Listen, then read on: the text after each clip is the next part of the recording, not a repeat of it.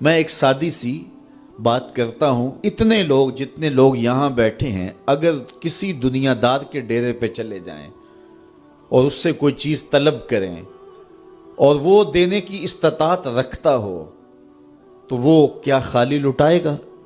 وہ کہے گا اتنے لوگ آگے ہو تو ڈیرہ داری کی شان کے خلاف ہے کہ میں ان کو خالی لٹاؤں۔ تو جب یہ دنیا دار خالی نہیں لٹاتا تو رب کیسے خالی لٹائے گا؟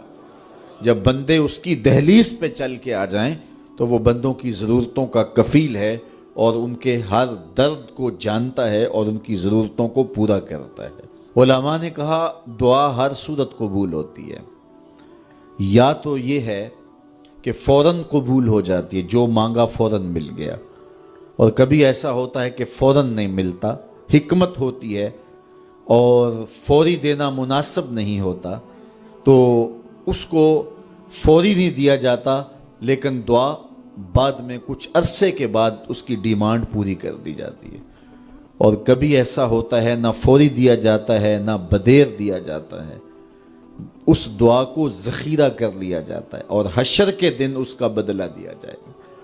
اور روایت میں آتا ہے حشر کے دن جب ان دعاؤں کا بدلہ دیا جائے گا جن کا بدلہ دنیا میں نہیں ملا تھا تو لوگ آرزو کریں کہ کاش کہ دنیا میں کوئی دعا قبول ہی نہ ہوئی ہوتی، سارے صلے آخرت میں ملتے۔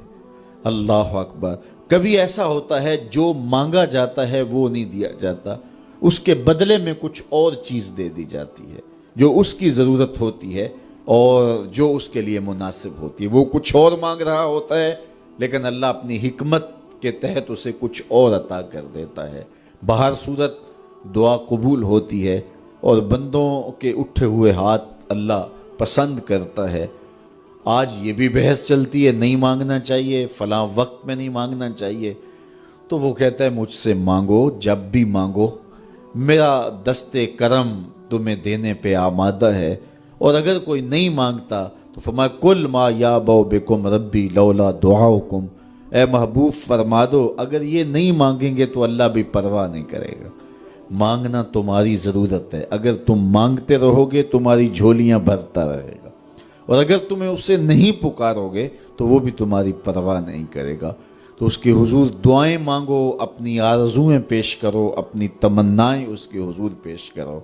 اچھا دنیا داروں سے مانگیں تو اپنے لیے مانگتے ہیں، لیکن اللہ سے مانگو تو اپنے لیے بھی مانگو، اوروں کے لیے بھی مانگو۔ وہ کریم ہے، وہ دیتا ہے اور خوش ہو کے دیتا ہے، تو اس سے مانگو، اس سے جھولی پھیلاؤ۔ اللہ سے راز و نیاز کی باتیں، جو باتیں بندہ کسی سے نہیں کر سکتا وہ اپنے رب سے ڈائریکٹ کرتا ہے، اپنے دل کے سارے دکھڑے اپنے رب کی دہلیز پہ رکھتا ہے اور اپنی ساری ضرورتیں مالک کی چوکھٹ پہ رکھ دیتا ہے، اور اس سے مانگتے ہوئے بندے کو شرم نہیں آتی، حیا نہیں آتا، بلکہ اس سے مانگتے ہوئے فخر محسوس ہو رہا ہوتا ہے کہ میں اپنے رب سے مانگ رہا ہوں۔ کسی اور سے مانگیں تو جھجک لگتی ہے، لیکن مالک سے مانگیں تو اپنائیت کا احساس ہوتا ہے کہ میں اس سے مانگ رہا ہوں، اس لیے کہ وہ ہمارا رب لگتا ہے، ہمارا اس سے ربط کتنا گہرا ہے۔ مسجد نبوی کا ایک کونا تھا اور ایک بندہ وہاں بیٹھ کے دعا مانگ رہا تھا۔ اس کے دعا کے لفظوں پہ غور کیجئے، اے اللہ میں تجھ سے اس لیے مانگتا ہوں کہ تو میرا اللہ ہے، تیرے علاوہ میرا ہے بھی تو کوئی نہیں۔ تو یہ وہ دعا مانگ رہا تھا اور مسجد نبوی کے کونے میں بیٹھا تھا۔ حضور نے دیکھا تو ایک صحابی سے کہا وہ جو دعا مانگ رہا ہے اس کو جا کے بتا دو تمہاری دعا قبول ہو گئی ہے۔ وہ مانگ اس ڈھب سے رہا ہے۔ تو یہ دعا اپنے رب سے نیاز ہے، دعا خود عبادت ہے۔ جب تمہاری ضرورتوں کا کفیل وہ ہے تو پھر اس سے نہیں مانگیں گے تو کس سے مانگیں گے؟ اور جب اس سے بندہ مانگتا ہے تو پھر وہ مانگنے والے کی لاج بھی رکھتا ہے۔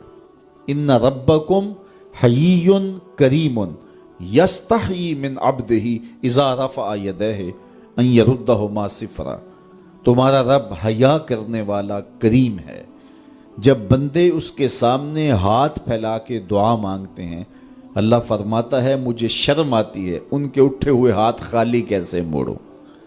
جب انہوں نے مجھ سے مانگا ہے تو میں نے بھی نہ دیا تو کون دے گا؟